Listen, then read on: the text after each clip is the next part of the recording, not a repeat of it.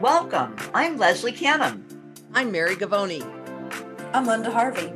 I'm Olivia Wan, and together we are the Compliance Divas. Hello, my name is Olivia Wan, and I'm with the Compliance Divas. Welcome to this week's episode. We decided that we would spend a little bit of time on HIPAA, as this is just a timely topic as OSHA and infection control. We bring clarity and simplicity to compliance by navigating regulatory compliance to keep you on course. Please subscribe to the Compliance Divas podcast through your favorite channel or on our website at thecompliancedivas.com. Any resources we mentioned during this episode can be found on thecompliancedivas.com. Please submit your questions to support@thecompliancedivas.com. Conducting a risk assessment is the first step in identifying and implementing safeguards that comply with and carry out the standards and implementation specifications of the HIPAA security rule.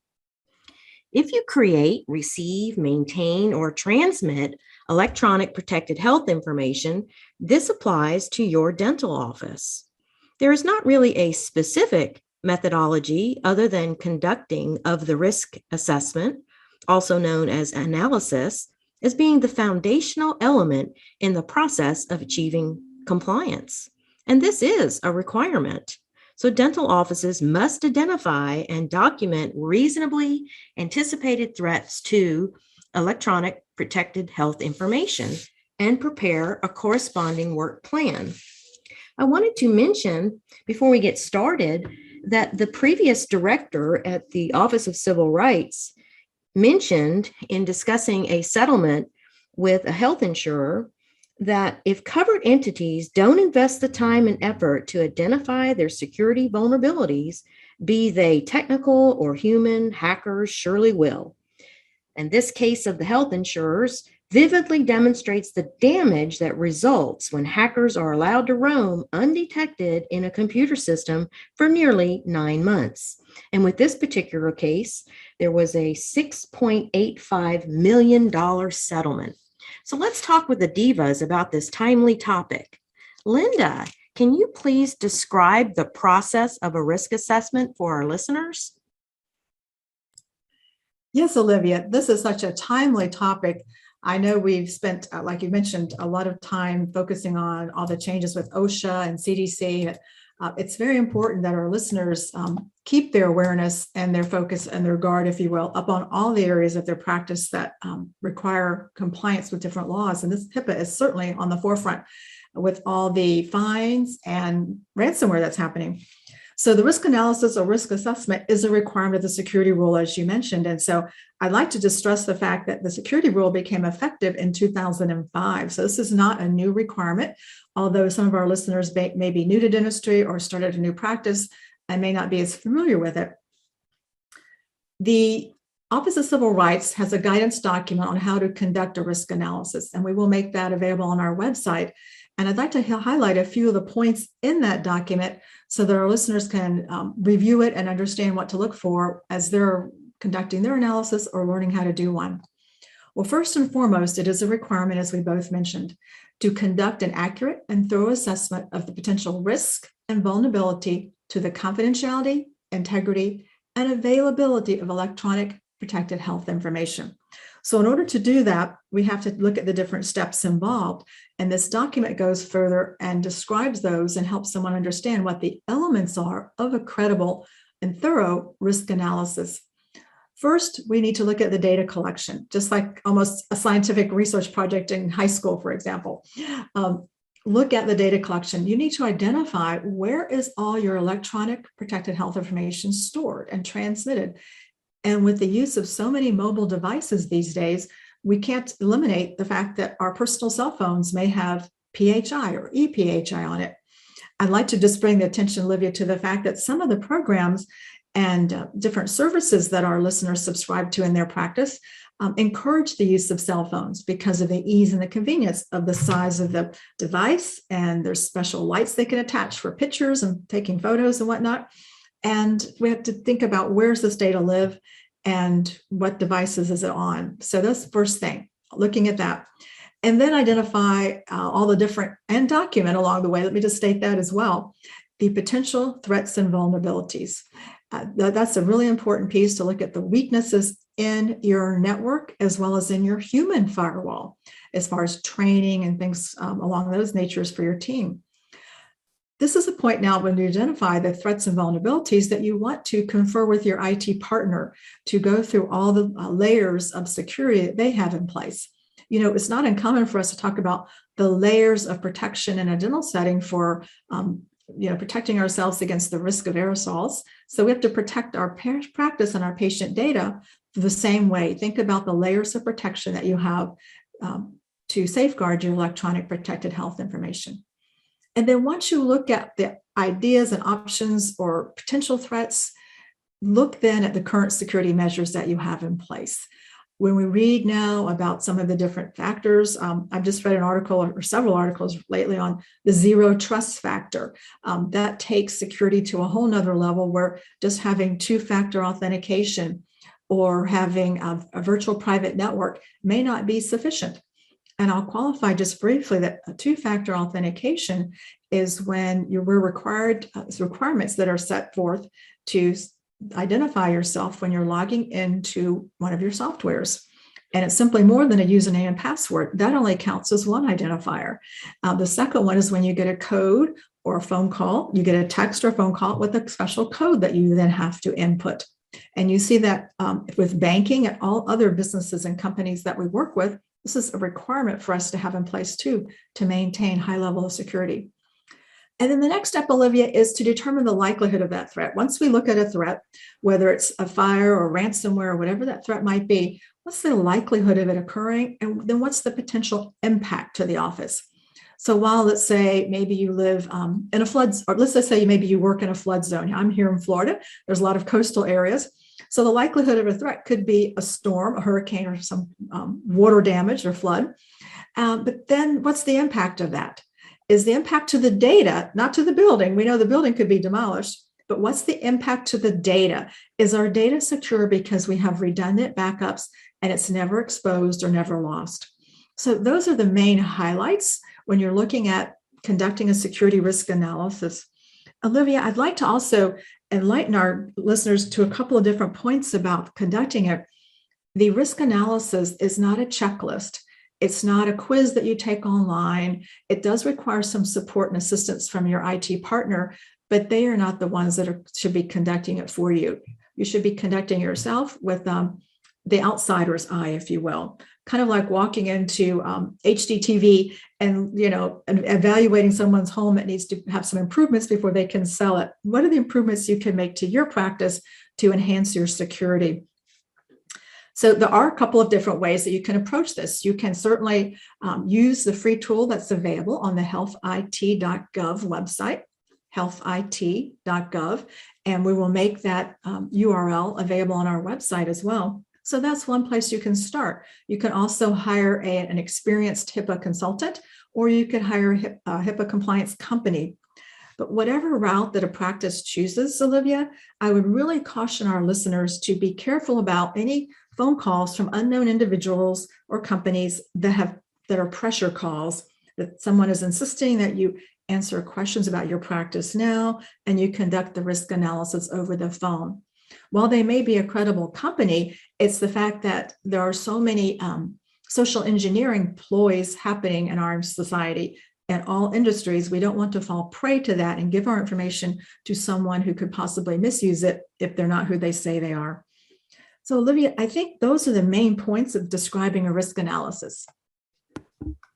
Thank you, Linda, for doing such a great job. And I appreciate how you mentioned personal devices such as cell phones that might contain protected health information.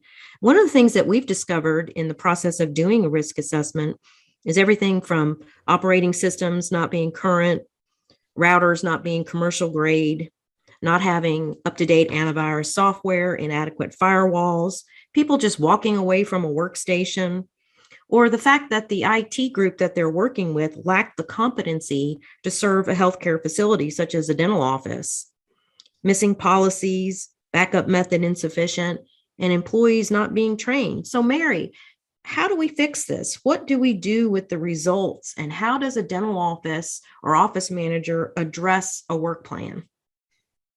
Great question. And thank you both for all the great explanations that you have given already.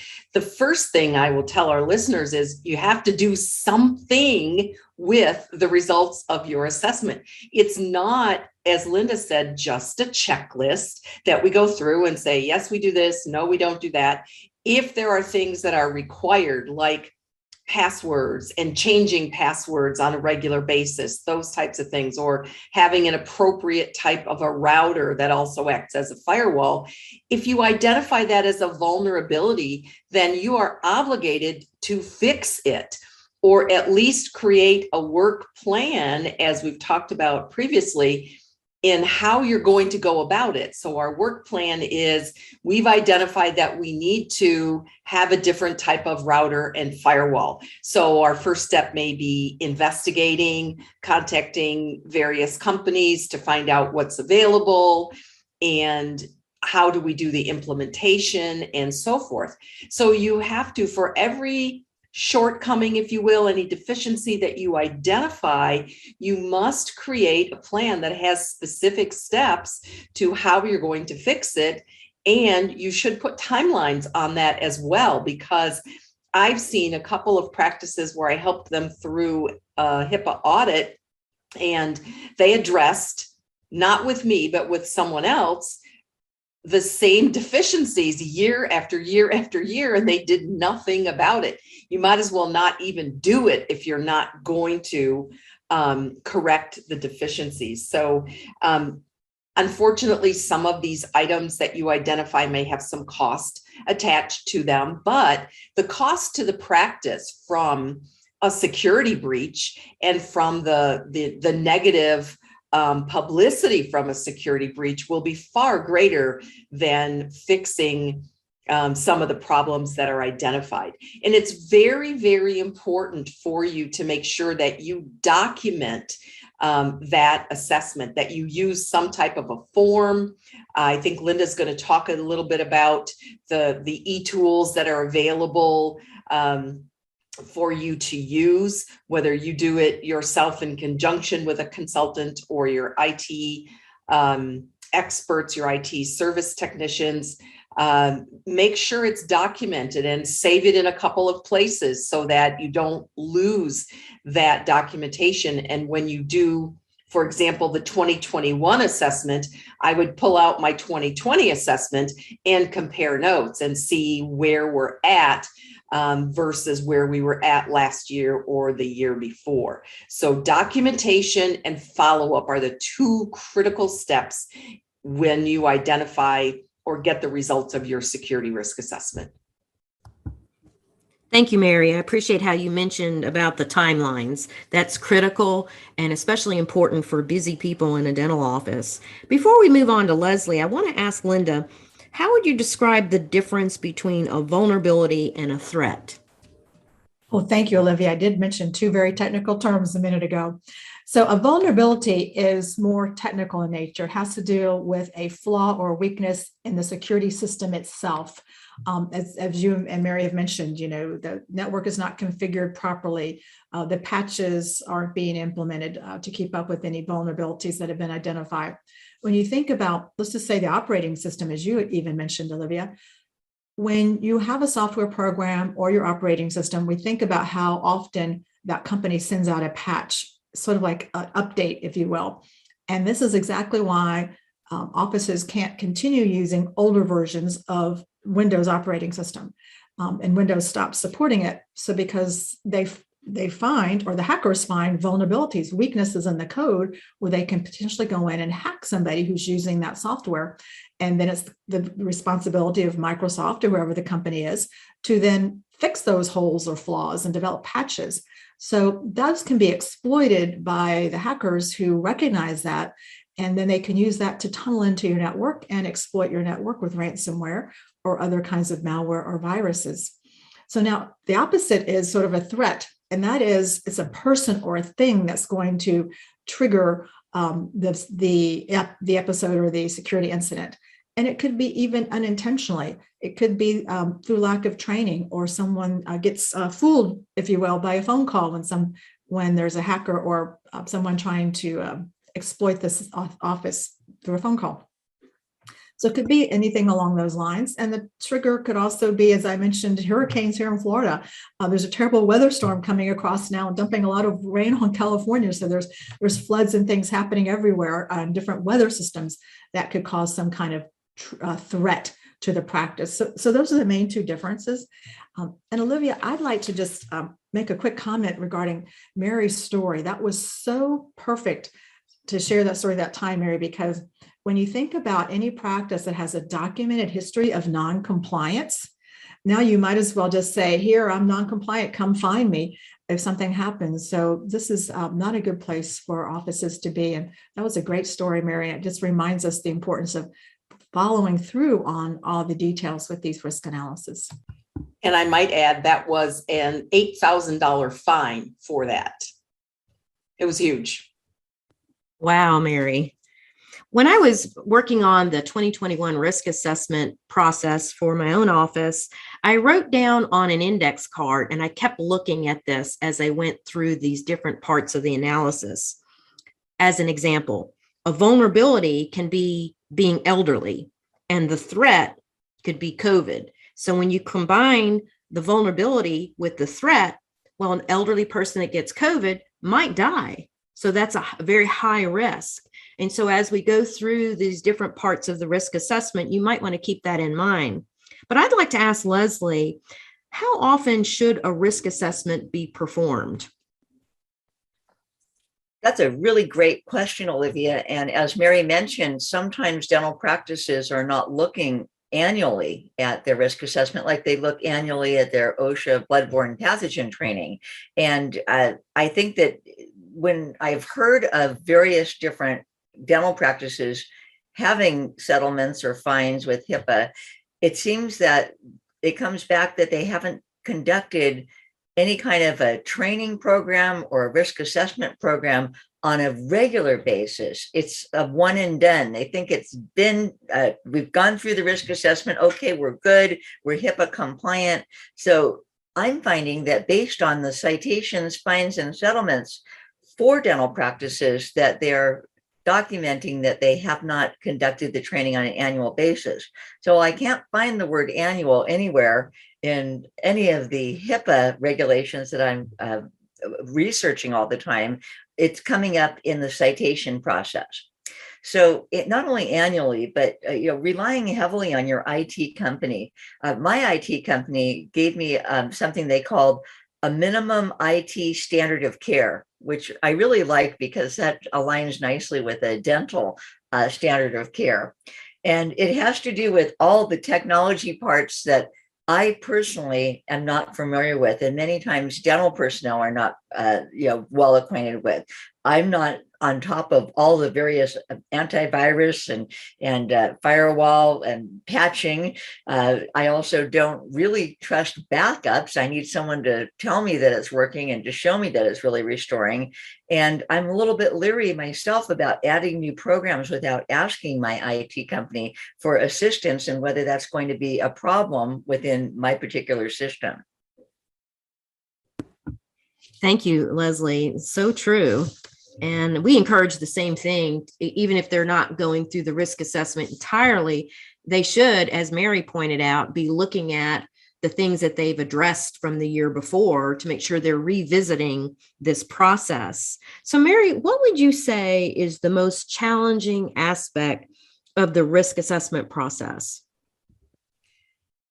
Great question again, Olivia.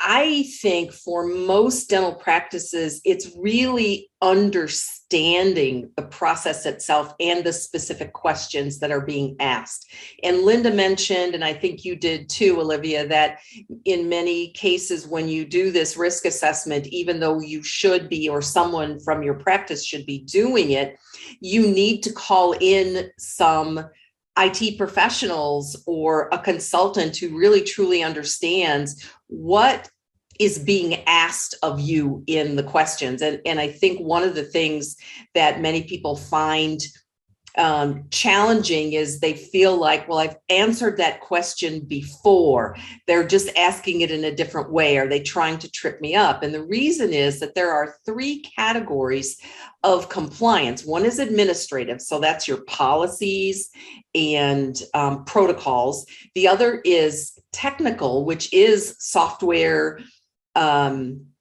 and the patches, security patches and antivirus programs. And the other is physical. Things like, is your server in a locked room, so that it's not as vulnerable to somebody, walking away with it or hacking with it? Do you have an appropriate physical firewall? So it's really understanding, I think, the entire concept of the risk assessment and the willingness and the ability to pull in some expert help to get you through that process. Good point, Mary. And it does require some time to be allocated to the project. I know that when we're working with groups, we reserve questions for an admin person, and then we have questions for IT. And sometimes it's very difficult to get the answers, which is frustrating for us because we end up with an incomplete assessment. So we've had to make changes on how we go after the information to ensure that these projects are completed in a timely manner.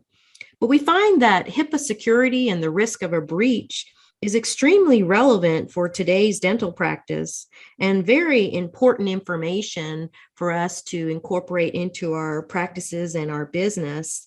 And we really appreciate this opportunity to get together with the Compliance Divas to talk about the HIPAA risk assessment process. We bring clarity and simplicity to compliance by navigating regulatory compliance to keep you on course.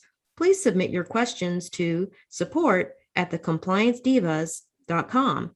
Any of the resources that we mentioned, particularly Linda's information on the HIPAA risk assessment available online, will be made available on the links on our website.